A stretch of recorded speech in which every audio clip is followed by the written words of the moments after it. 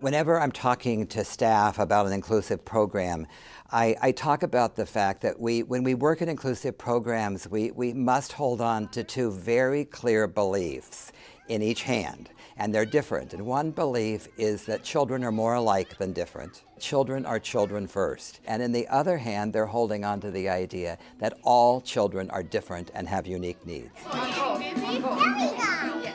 One of the aspects of early childhood special education is looking at dispositions. Can you shake them loud?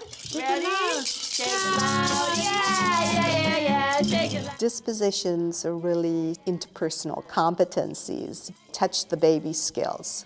And those kinds of competencies have to do with openness, being warm, the ability to listen. Would you like to try one, Christy? No? Not ready? How do you problem solve? Toss that ball. Yeah.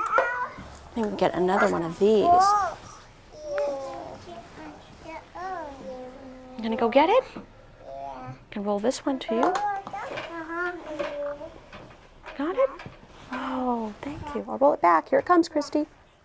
The ability to look at what that child needs, as well as the ability to be responsive. Where are you going, Christy? And another book, Barry.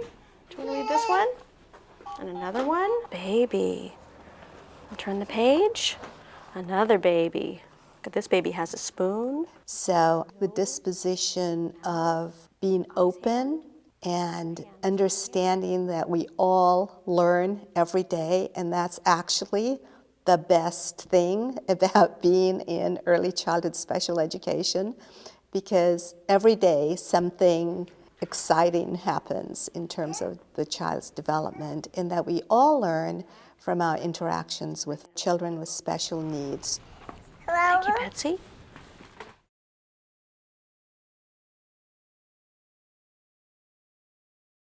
If you're observing in the classrooms, you will not be able to tell which children are in our inclusion program and which children are the typical peers. We have mixed groups. The children rotate groups for small group activity. There is a special education teacher, and there is a special education assistant in the classroom, along with a general education teacher and 2 general education assistants. One of the things for children with disabilities, our federal law requires what's called an individualized education plan. And as needed, the staff will pull both the typical peers and the children with the IEPs aside to work on some skills that need some extra support. The itsy bitsy spider went up the water spout. The type of strategies we use with children with special needs varies child to child. Not all children have the same IEP goals. So if I have a child with the goal that will speak 2 to 3 word utterances, so what we're going to do is we're going to modify a lesson to elicit that type of behavior. Down came the rain and washed the spider out. Our theme was nursery rhymes. We did have a book that was a part of the curriculum, but the concepts were too difficult for some of my children. So what we did is we acted out to make it more interesting.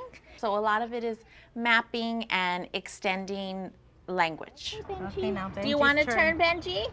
Say yes. Yes. I want to turn. My turn. My turn. Very good. Okay. 1, 2, 3, and tell teacher Andrea, go. Go. Say go. Go. Yay. Okay. Well, a lot of children that come in that have a more significant disability like Down syndrome, at birth they were identified, so they've been getting services since they were born. With autism, intellectual disability, Down syndrome, there's usually a more significant speech delay. It's not just articulation and some receptive, it's more maybe they're not using language at all. You done, Melody? Oh, we need to sharpen the pencil. Let's go sharpen the pencil. Some of our staff speaks American Sign Language, so we'll try to put them in a classroom where a teacher can sign with the child, because a lot of times in their other special day class they're learning some sign. Abuelita and Eder. Abuelita and Eder are coming. Abuelita and Eder. Papi's coming? Mama. Or use more some visual, like a picture schedule, so the child can tell us, I need this or I want this, or the teacher can help explain to the child, this is what we're transitioning to now, so using a picture schedule. Because look, lunch, and then where do we go after lunch? Where do we go? Outside.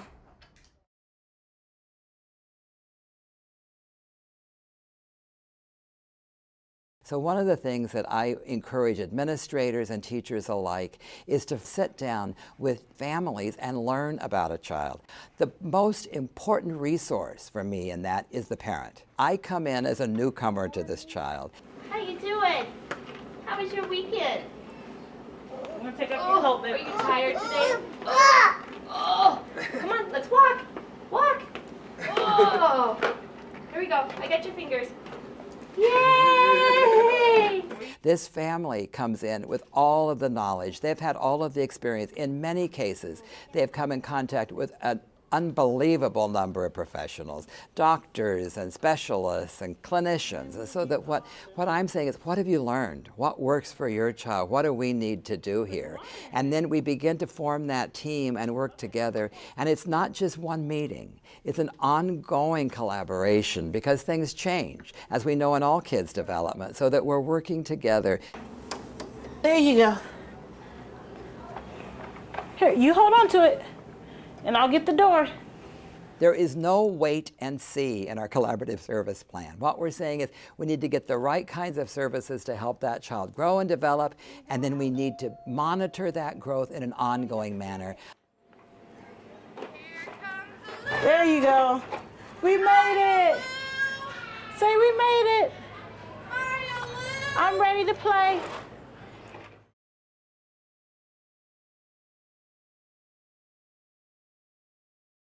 When we talk about the issue of environmental access and adaptive equipment, particularly when we're talking about children with disabilities, we've really seen a shift in the focus of that through the years. When I first started in the field, that we were talking a lot about specialized equipment and specialized environments.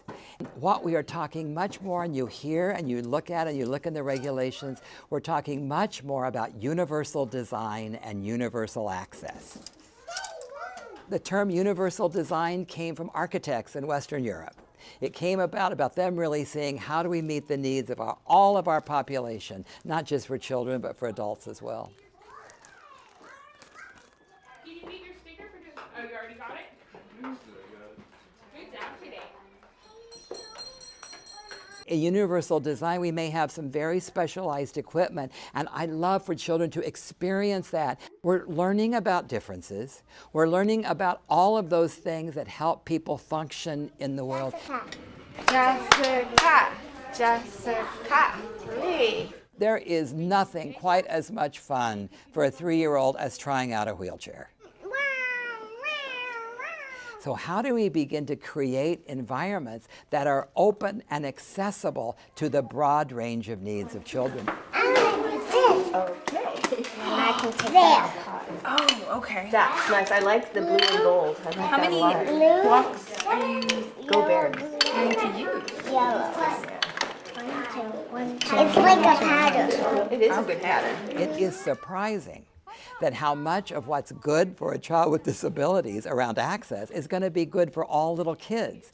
And so when we look at the way we set up our sandboxes, when we look at the way we set up our dramatic play corners, when we look at access and room and ability to move in and out, that's good for all children. This is where I see occupational therapists and physical therapists as unbelievably helpful to come in and analyze your classroom, not to say, it's around a specific child with a disability, but how can we create a more universally accessible environment? Is this the body or the tail?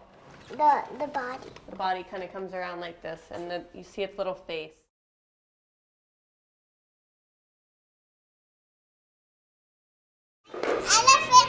Elephant game. Let's sit down then. Elephants, sit down. Sit down, elephants. Let's sit down. Elephant game. Okay. Come closer, Samantha.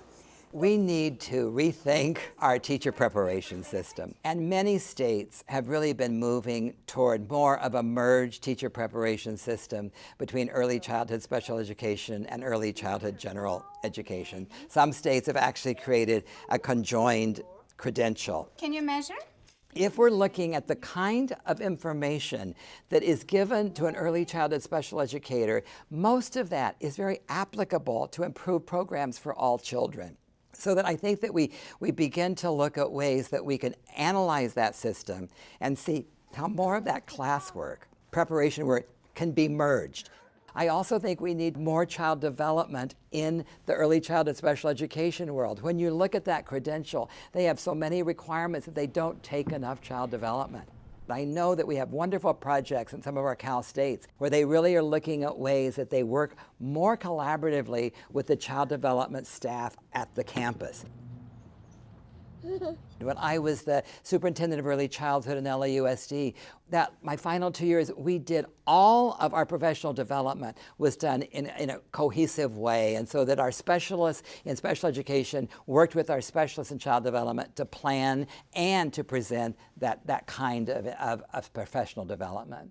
Down came the rain and washed the spider out. We had been doing this program there for 6 and 7 years, and the principal there called me with a story, and that was one of the teachers came to her and said, you know, we're not getting the kind of difficult children that we were getting a few years ago in the center. And the principal looked around at the children that were there, and she said, you know, what's happened is that because our abilities to serve all children have increased, we don't now see those children as difficult children. You can jump onto